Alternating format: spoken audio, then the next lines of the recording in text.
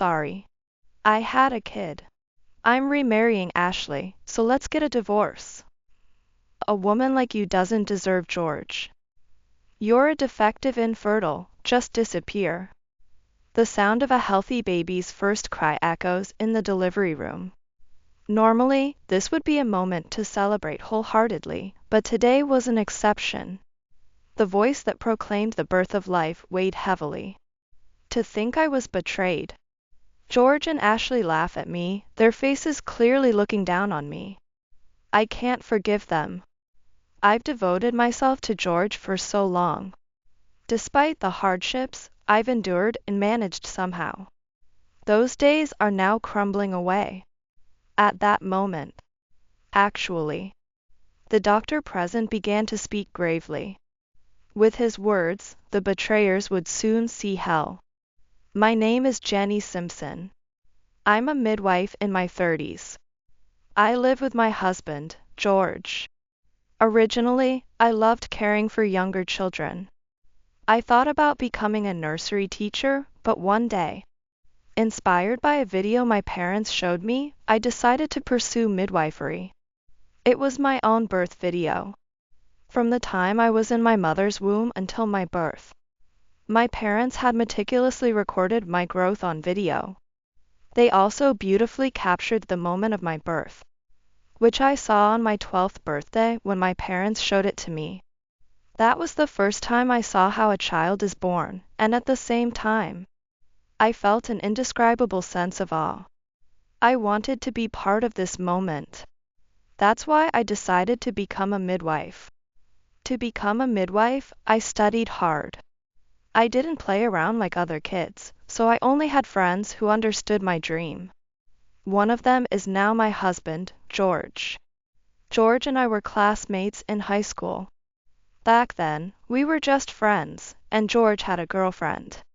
However, a few years later, when we reunited at a gathering of classmates who had become working adults, George had broken up with his then girlfriend, Ashley, and was single. Honestly, I'm so lonely. Ah. I wish there was a good woman like you, Jenny. What is that? Are you flirting? I couldn't help but laugh at George's teasing words. However, the look George gave me was dead serious. I realized a few seconds later that he was serious. After that, we started dating. We didn't cause any major problems and decided to get married. We both wanted children after marriage. Despite being still in our 20s, we worked hard on trying to conceive. Being involved in childbirth, I thought I knew how hard it was to conceive a child. However, it was harder than I ever imagined, and I struggled to get pregnant. Could it be infertility? A tinge of anxiety crossed my mind. No, not yet. It shouldn't be time to panic yet. I told myself that, but those around me thought differently. No luck this month either? Seriously? When are you going to get pregnant? My mother is eagerly waiting for an heir. What am I supposed to tell her? George was clearly disappointed, and I understood his feelings, as the results weren't following. However, it's also true that I was feeling down. Furthermore, my in-laws were not silent either. Jenny, still no children? Can't believe it. What will happen if our family line ends? You are the wife of the eldest son, you must fulfill your basic duties. Maybe you're doing it wrong? Here, let me teach you how. To be clear, George's family isn't from a landowning or major corporate background. They're just ordinary people born to an office worker and a housewife. Honestly, I don't think it matters if their family line ends. However, I found my father-in-law's remarks quite vulgar. Sometimes he gave me uncomfortable looks, and I naturally kept my distance. Yet, I cannot avoid dealing with my in-laws. After all, I am the only daughter-in-law of the Simpson family. I need to get pregnant soon. At some point, my simple love for children transformed into thoughts like, I need to have children soon, and I don't know what others will say.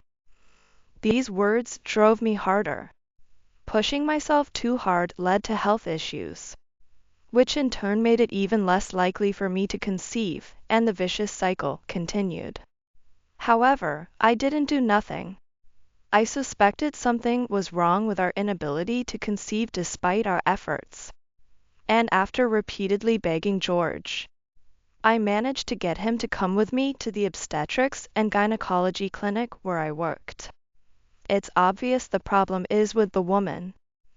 Why do I have to go? Just go by yourself. I'm sorry for making you feel this way. But please, trust me as a professional. Please. After days of pleading desperately, George finally agreed. If you insist that much, I'll go just this once. There can't possibly be a problem with me. Honestly, it was a struggle just to get him to come. But maybe something would change after the examination. I was already desperate. The test results could not be provided on the same day, and it would take a few days of waiting. So, we quietly went home that day and waited for the results. However, upon returning home, I found my in-laws' jackets and bags in the living room. Why are George's parents here?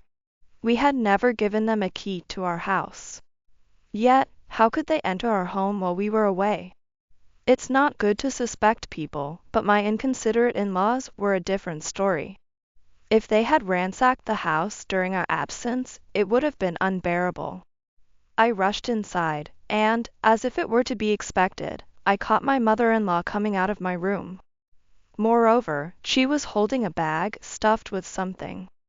My face turned pale as I reflexively shouted at my mother-in-law. "What are you doing, Laura?" Caught off guard, my mother-in-law froze for a moment. I snatched the bag from her hands and checked its contents. To my shock, it was filled with my jewelry, clinking inside. Included was my favorite necklace that my mother had given me. It was stored at the back of the drawer, indicating she had deliberately taken it out. What's the big deal? I was just borrowing them. And you're making such a fuss. What are you talking about? This is no different from theft. I'm calling the police right now. As I grabbed my smartphone to make the call, George tried to calm me down from the side. I was utterly confused. Why was George siding with his mother? Furious, I glared at him. Calm down, Jenny. It's not like my parents came here to steal. I invited them to teach you some things about being a good wife. There was a plan to go to the obstetrics clinic today, right?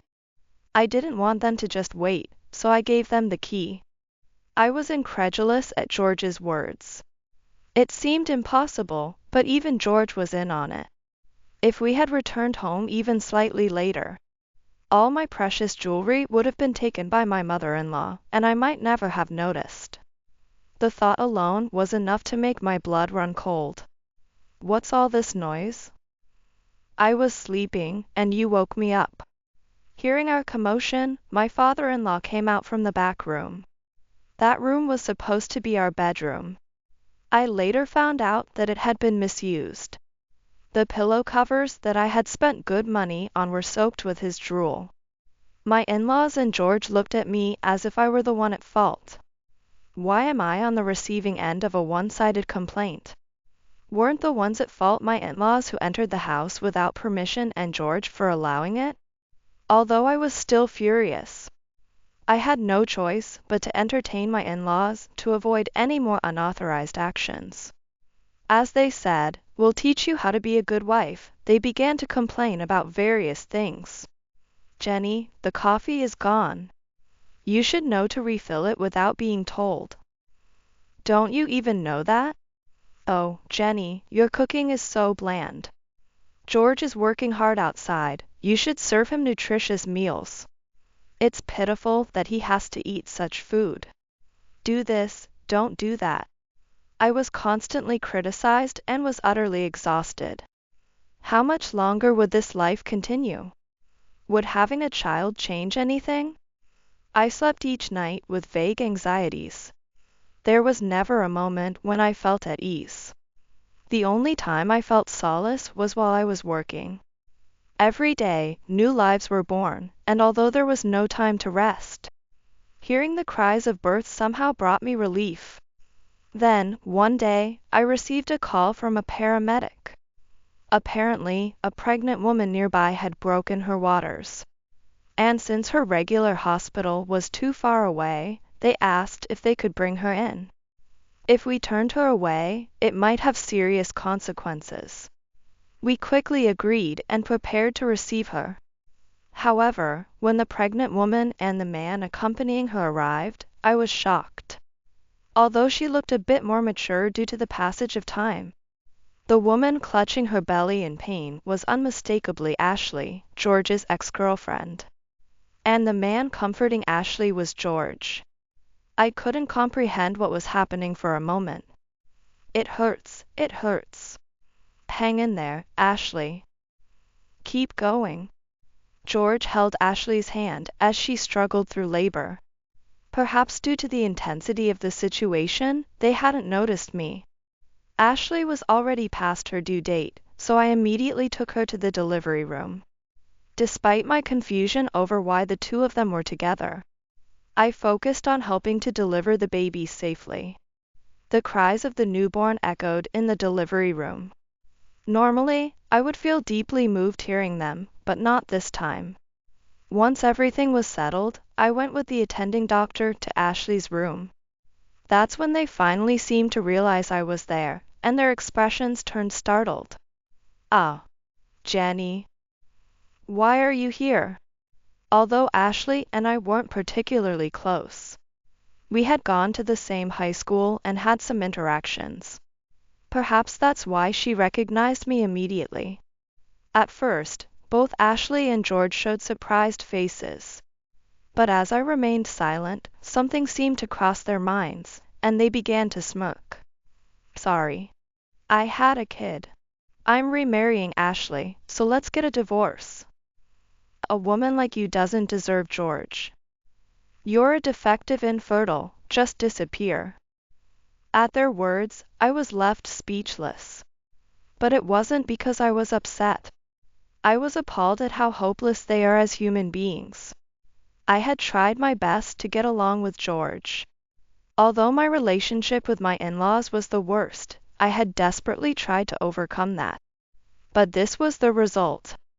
This was unforgivable. George and Ashley laughed at me, their laughter echoing across the not-so-large hospital room. The other patients in the room looked at them with puzzled expressions. Amidst this, the attending doctor interjected, "May I say something? Actually, the test results are in." I had just received the news that the infertility test results I took the other day were available. I had planned to hear them later, but Ashley's delivery came up, so I ended up not hearing them. Moreover, by some twist of fate, the same doctor who handled our infertility tests was Ashley's attending physician. He's my coworker, and we often go out to eat together. He began to speak with a grave expression. I thought it wasn't necessary right now, but I decided to listen quietly. "George is infertile." "What?" Everyone, including myself, gasped at the doctor's words. George and Ashley started shaking exaggeratedly. "George is infertile? No way." But it made sense, considering we had tried so hard to conceive without success. There was always the possibility that one of us could be infertile. Still, the reality was shocking. All this time, I had been harshly told by George and my in-laws that the reason we couldn't get pregnant was my fault. And now it turns out George was the reason. The days I had been scorned felt utterly foolish, and I was on the verge of tears. This brought up a question. We just found out about George's infertility, so obviously he hadn't been treated. How then could Ashley be pregnant? There was only one answer. "Did you cheat on me?" "You traitor." George grabbed Ashley by the collar, his face turning red. Ashley started to panic, her face turning pale. Her demeanor clearly indicated the answer, and I almost laughed. No, it's not like that. It's not true. It must be Jenny who plotted this. It must be a lie that George is infertile. Ashley was making excuses in panic. Her voice cracked, and it was clear she was lying. Anyone could tell it was a lie from the way she spoke. George seemed to realize this too, as he glared sharply at Ashley. Damn, I didn't want it to come to this. I was planning to divorce Jenny and remarry you. I don't want to take care of a kid whose father is unknown. George said this and started to leave the room, but I stopped him with a wait. George's face lit up. That's right, Jenny still loves me. We can still make it work. Forget the divorce. Let's work together as a married couple. George took my hand, saying such convenient things. Hearing this, I felt how hopelessly unchangeable he was. After all, I wasn't holding him back because I wanted to get back together. No, where should I send the divorce papers? After all, the house we lived in is in my name, right? You'll have to move out after we divorce, so I need to know where to send them. Should I send them to your parents' place? At my words, George exclaimed, "What?" As if he had never thought I would ask for a divorce. Why must I continue with George even after being betrayed? Despite George trampling all over my feelings. No matter how many times he apologizes, I cannot forgive him. Yet, George looked desperate at my words. Don't say that, Jenny. We're married, aren't we? In sickness and in health, shouldn't we stick together? What, in sickness and in health? George was the one who pushed me away first, and now he says this? It was all too convenient, and I was tired of dealing with it. But whatever I said, it wouldn't reach George. As I was pondering what to do, the doctor, who had become invisible in the situation, spoke up. Could you please continue this conversation elsewhere? It's disturbing the other patients. By then, the other patients in the same room were glaring at George and Ashley with disgust. Ashley wasn't in a private room. So continuing the discussion there would only cause further disturbance. I decided to leave the place. Wait, Jenny. George called out to me, but I ignored him and went back to work. Later, disliking the idea of seeing George, I returned home during a weekday when I knew he would be away. Took only the most essential belongings, and left the house immediately. I rented a short-stay apartment until I found a new home. When I consulted a lawyer about the affair and abuse, they said that testimony from the hospital could likely secure compensation for me. Relieved by those words, I sent the detailed document and divorce papers to the house where George was likely still living. A few days later, my phone rang incessantly. I recognized immediately that it was from George and messaged back. Please communicate through my lawyer. However, George, regardless of whether it was during my work hours, continued to call relentlessly. Realizing that I could not keep ignoring his calls, I decided to find time to deal with him. When I answered the call, George immediately pleaded without even a proper greeting. Help me. The real estate agent came to the house. I don't understand what's going on, but they said if I don't leave within a week, they'll call the police. Please do something. I don't want to deal with the police. I could guess the situation somewhat. Well, I had orchestrated it. After deciding on the divorce, I went to the real estate agency to proceed with selling the house. Although the furniture was purchased by me, I wanted to erase every memory of living with George. So, I asked them to dispose of everything, even if it meant paying a fee. Fortunately, I had saved enough money for when we might have children, so I could use that for new furniture. It was meant to be a reward for enduring such a difficult situation for years. When I explained this to George, he responded in a half-exasperated tone. Why would you do something so arbitrary? That house was for both of us. The deed might be in Jenny's name, but it's normal to consult each other. What have you done? If you didn't want it to come to this, you should have contributed to the mortgage yourself. You didn't want to because it meant less money for you to spend freely, right? We had bought the house in joint names. We were supposed to split the mortgage payments. Despite our agreement, George broke his promise and did not pay the mortgage. Consequently, I ended up paying it myself and changed the house's ownership to my name alone. Since I paid the mortgage alone, it's my right to decide what happens to the house without George's input. Moreover, while married to me, George cheated with his ex-girlfriend, Ashley. He's a traitor, and it's only natural that he faces severe consequences. As I was pondering this, George protested, "That's not right. First of all, you're just a midwife. They say doctors make a lot, but there's no way a single woman's earnings could cover all that. You must have borrowed money from some shady source, right?" Certainly, George's words could have a point. Despite being involved in the medical field, a single woman's salary would not normally cover a house mortgage. However, I had a special circumstance. Actually, my family owns land. I wanted to keep that and my substantial real estate income a secret from you to live a normal life with George. Indeed, my family was the landlord of this region and had made a considerable fortune. I inherited some land from my parents and earned rental income from it. George, stunned by this revelation, exclaimed, "What?" I nearly laughed at George's reaction. Then it's about the division of assets.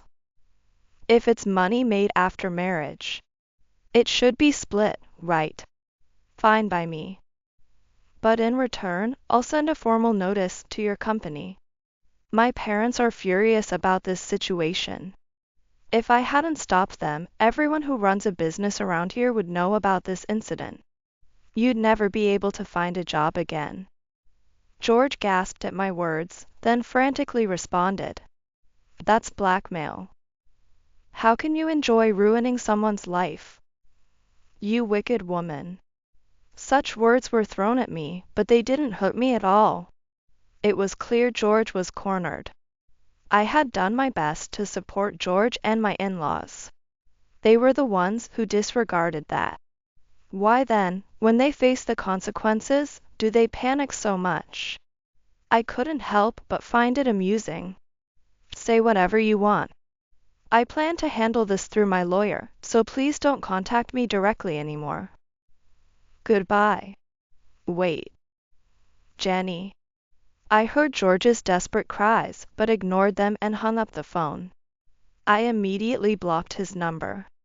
Now, I won't have to deal with his incessant calls anymore.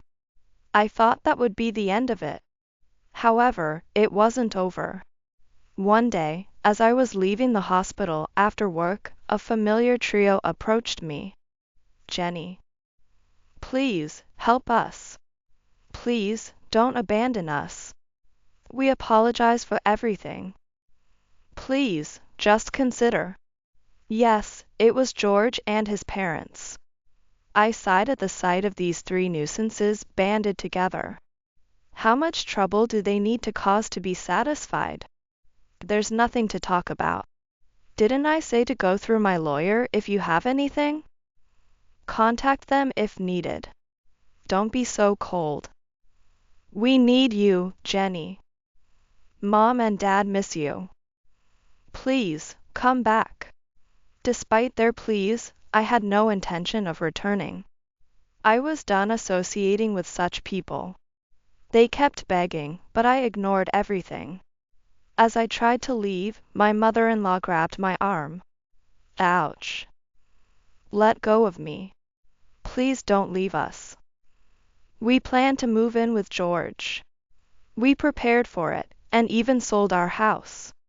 But now we have nowhere to live because you sold the house. I was shocked by her words. Unbeknownst to me, they had proceeded with plans for cohabitation. I had never heard such a thing. How could they plan such a thing without consulting with me, who paid the mortgage? We have no place to live now, so we have to spend our days in the park. Please, show some mercy to us old folks. Saying that, my father-in-law kneeled before me. Passers-by watched the scene with disapproval. Some even discussed whether they should call the police. It was embarrassing. To be subjected to this spectacle in public was beyond belief. Their actions were so out of touch with common sense. Yet, they were selfishly focused on themselves. After all the pain they caused me, they still tried to deepen my wounds. How could they be so insensitive? I couldn't understand their thought process, and I sighed. Then George pleaded desperately. Please, find a way. You have a place to live now, right? Just let the three of us stay with you. Indeed, I had found a new home and moved after all that happened. Of course, I hadn't told George and his parents my new address. That's probably why they came to the hospital, clearly aware that I was here. Also, I got fired. I can't make a living anymore. I can't even afford to eat properly. Fired? Why? Looking at them, they were indeed dressed shabbily. But could I have imagined he was fired? It was expected that I wouldn't spread the news about this incident in exchange for not dividing the property. And I had made sure my parents kept quiet about my situation, understanding and respecting my decisions. So why had he been fired? It's Ashley. When I told her the marriage was off if the kid wasn't mine, she lost it and caused a scene in front of the company. Eventually, it got out that I had cheated, and that spread everywhere, making it impossible for me to find another job. What are you going to do about this? No, even if you say that. I never imagined that such a situation would happen. Perhaps, due to Ashley's rampage at the company, and the fact that George betrayed a well-known landowner's daughter became known. The local business owners probably didn't want to employ him. Now, George has lost both his home and job. And my family's estate continues to thrive as landowners. It's clear which to value more. I did feel sorry, but that doesn't mean I should extend a helping hand. As I shrugged off my mother-in-law's arm and tried to pass by, George desperately cried out, "Wait. Please, don't abandon me. You're all I have left, Jenny. I have no one else to turn to. Please, Jenny. Don't abandon us. Please, I beg you." Their pleading voices followed me from behind. It was so annoying that I had to say something.